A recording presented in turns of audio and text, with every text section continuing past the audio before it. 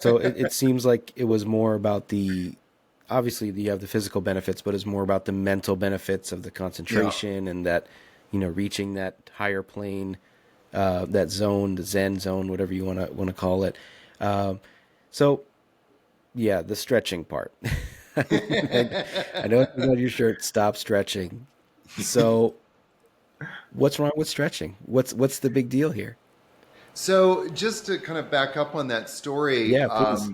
there's just one little point I wanted to make, and that was this kind of like what we see a lot in the yoga world today is this kind of like power yoga, and definitely in my 20s and Very even in true. my early 30s, I was sorry.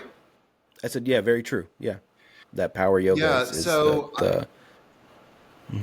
there was a lot of like focus on this in the yoga world, and I don't think a lot of people really understand the origin story of that. And so getting into kind of like a faster, more, if you want to use this word, athletic practice of yoga is very appropriate, I think, for young boys especially, or younger people, because a lot of our energy is, we have all of these kind of like hormones coursing through our body, and then added to everything else, you know and so this kind of practice of yoga was actually invented for young men, like young, when I say young, I mean teenage boys, really. yeah. And Mhm. so it's very interesting for me to kind of like step back and notice my own progression.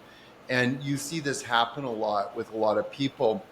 When I started doing the stretching yoga part of it, one of the things that happened to me almost immediately was I hurt my back, like really hurt my back. I Wow. was Okay. like, and I was 18 at the time. I mean, can you imagine like having a bad back at 18 and not being able to move? And so I never really kind of put two and two together. I actually was told by all the yoga teachers that I needed to stretch more. I needed to open my back. I needed to open my hamstrings. I needed to open my hips. I kind of find that terminology You hear that a interesting. lot. Yeah. Yeah, and it's bubkas. So I did all of that, and 25 years later, and after 25 years of an intense chronic pain journey, because I constantly was having problems all over my body, searing. Like when I say problems, I'm talking like 8, 9 out of 10 pain levels. I'm not talking Wow. like, just this nagging pain that's like a 2 out of 10 or maybe even a three. I'm talking like I would wake up in the middle of the night sometimes with this feeling of someone driving a dagger into my shoulder blade. And nobody could ever explain in the yoga world what was going on, even in the movement sort of world. 25 years later, I ended up in the emergency room of a hospital with an orthopedic surgeon saying to me that I probably would need a spinal fusion in my lower back. I was like Wow. 44, 45 at the time. So you can imagine like how my brain literally exploded at that moment. So that kind of led me into understanding and researching what was actually going on when we stretch. It took me into this muscle activation journey where I started studying muscle activation. And what I started to learn was that one of the reasons why muscles are tight, it's one of the reasons, the reason why muscles tighten up is because the body doesn't feel safe. The body senses instability. And so for Wow. people to kind of like understand what that means, like if someone is listening to this and they're in sports and somebody like football, somebody comes and knocks you, what do? You kind of tighten up. Yeah, you tense You up. You you you brace for go the hit. into a freezing kind of mode.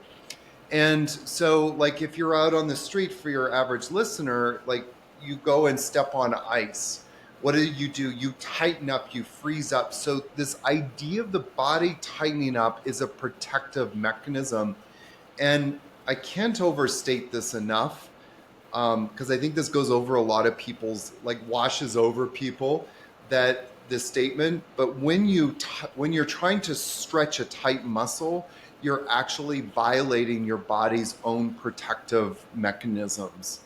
Hmm. And so why is the body tightening up? Well, it's tightening up because there's other muscles that aren't working properly. at a neuromuscular level, meaning like there's always this communication going on between the brain or the central nervous system and the muscles.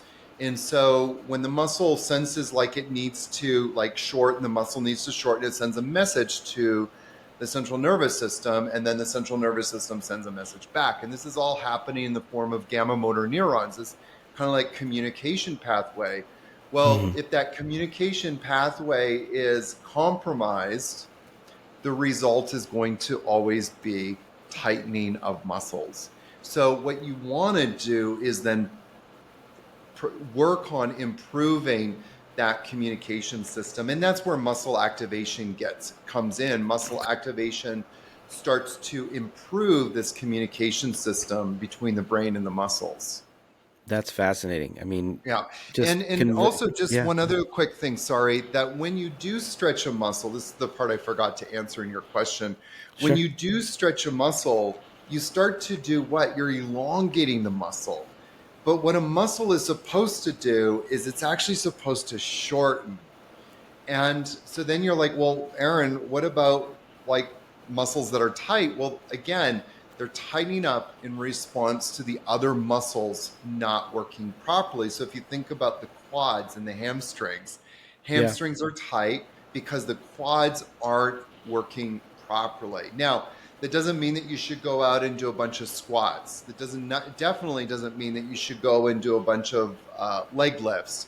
What it means is that you need to improve that brain to muscle connection so that those muscles start working properly. That means that they can contract and contract on demand.